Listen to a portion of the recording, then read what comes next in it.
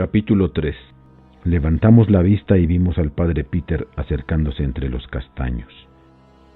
Nosotros tres estábamos sentados en la hierba, y Satanás seguía sentado frente a nosotros en la senda. El padre Peter venía lentamente con la cabeza gacha, pensando. Se paró a unos 2 metros de nosotros. Se quitó el sombrero y sacó el pañuelo de seda, y se quedó allí, enjugándose la cara. Parecía que iba a hablarnos, pero no lo hizo. Al poco rato murmuró: «No puedo recordar por qué he venido aquí. Me parece que estaba en mi estudio hace un momento, pero supongo que he ido soñando durante 1 hora y he andado todo este trecho sin darme cuenta, porque la verdad es que no soy el mismo en estos días difíciles».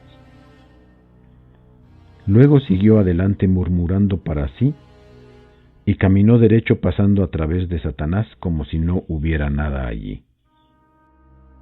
Nos hizo contener el aliento al verlo. Tuvimos el impulso de lanzar una exclamación, como ocurre cuando se ve una cosa sorprendente. Pero algo nos refrenó y nos quedamos quietos, solo acelerando la respiración. Luego, después de un rato, los árboles ocultaron al padre Peter y Satanás dijo: «Ya os lo he dicho, solo soy un espíritu». «Sí, uno lo percibe ahora», dijo Nicolaus. «Pero nosotros no somos espíritus. Está claro que no te vio a ti, pero ¿éramos nosotros invisibles también? Nos miró, pero parecía que no nos veía». «No, ninguno de nosotros le era visible, porque yo lo quise así.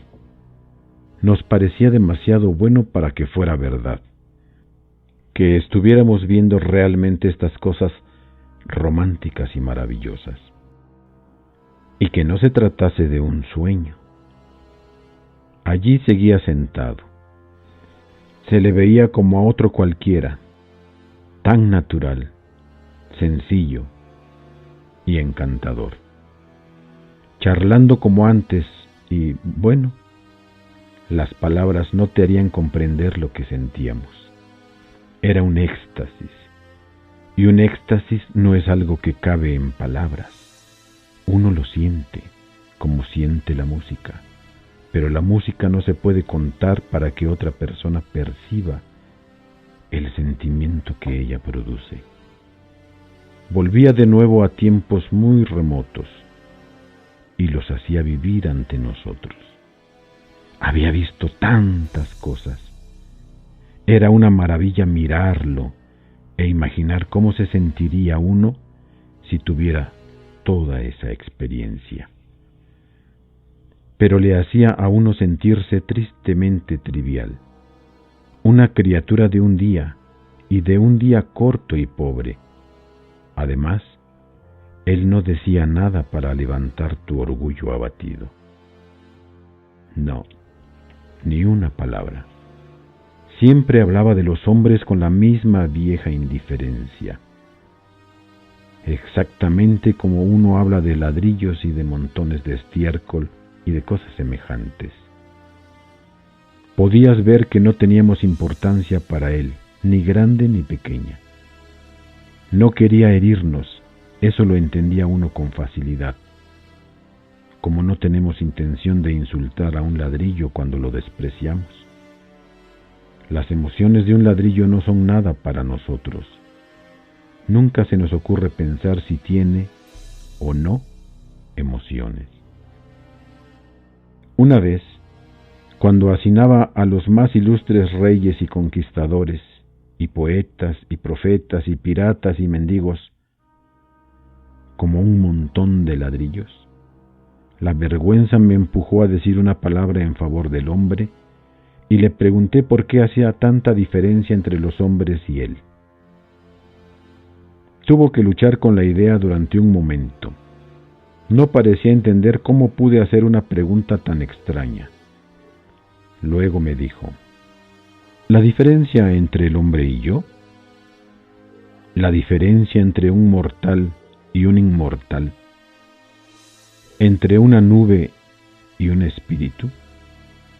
Recogió una cochinilla que se arrastraba por un trozo de corteza. ¿Cuál es la diferencia entre César y esta? Dije, uno no puede comparar cosas que por su naturaleza y por la distancia que hay entre ellas no son comparables. Has contestado a tu propia pregunta, dijo. Te lo ampliaré. El hombre se hizo de barro. Yo lo vi crear. Yo no estoy hecho de barro. El hombre es un museo de enfermedades, un hogar de impurezas. Llega hoy y se va mañana. Empieza como barro y se marcha como hedor. Yo soy de la aristocracia de los imperecederos, y el hombre tiene el sentido moral. Parece que eso solo mostraría suficiente diferencia entre nosotros. Se detuvo ahí, como si el asunto estuviera zanjado. Yo lo lamenté porque entonces solo tenía una idea vaga de lo que era el sentido moral. Meramente sabía que sentíamos orgullo de tenerlo, y cuando él hablaba así, me hería, y sentía lo que debe sentir una muchacha cuando cree que los demás están admirando sus queridas y elegantes prendas, y luego descubre que se están burlando de ellas. Durante un rato nos quedamos en silencio, y yo, por lo menos, estaba deprimido. Luego Satanás comenzó a charlar de nuevo, y pronto se le vio animado y centelleante con una alegre y vivaz vena, y yo recobré mi ánimo. Nos contó cosas muy graciosas, que nos causaron explosiones de risa. Y cuando nos contó la escena en que Sansón ató las antorchas a las colas de las zorras y las soltó por los sembrados de los filisteos, mientras Sansón estaba sentado en la cerca riéndose y dándose palmadas sobre los muslos, con las lágrimas corriéndole por las mejillas hasta perder el equilibrio y caerse de la cerca, el recuerdo de la escena hizo reír también a Satanás. Pasamos un rato de veras divertido y alegre, pero poco después dijo: «Ahora sí que me voy a hacer el recado». «No te vayas», dijimos todos. «No te vayas, quédate con nosotros». «No regresarás». «Volveré, os doy mi palabra». «¿Cuándo? ¿Esta noche? Dinos cuándo». «No tardaré mucho, ya lo veréis. Nos gustas y me gustáis a mí. Como prueba os mostraré algo que merece ser visto.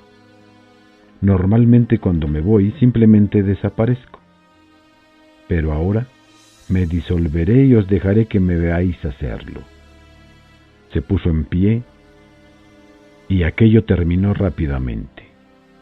Fue adelgazándose, se enrareció y se enrareció hasta parecer una pompa de jabón, salvo que mantenía la forma de su cuerpo. Se podía ver los arbustos a través de él tan claramente como se ven las cosas a través de una pompa de jabón. Y por todo su cuerpo fulguraron y brillaron los delicados colores irisados de la pompa. Y en ellos había eso parecido a un marco de ventana que siempre se ve en el globo de la pompa. Todos hemos visto cómo una pompa cae sobre la alfombra y rebota ligeramente 2 o 3 veces antes de estallar. Él hizo lo mismo. Saltó, tocó el césped, rebotó, flotó, tocó de nuevo y así siguió, y al poco rato estalló. ¡Puf! Y en su lugar quedó solo el vacío. Era una cosa rara y bella de ver. No dijimos nada, sino que seguimos sentados, maravillados, y soñando y parpadeando, y por fin Cepi se incorporó y suspirando con pena dijo: Supongo que nada de esto ha ocurrido.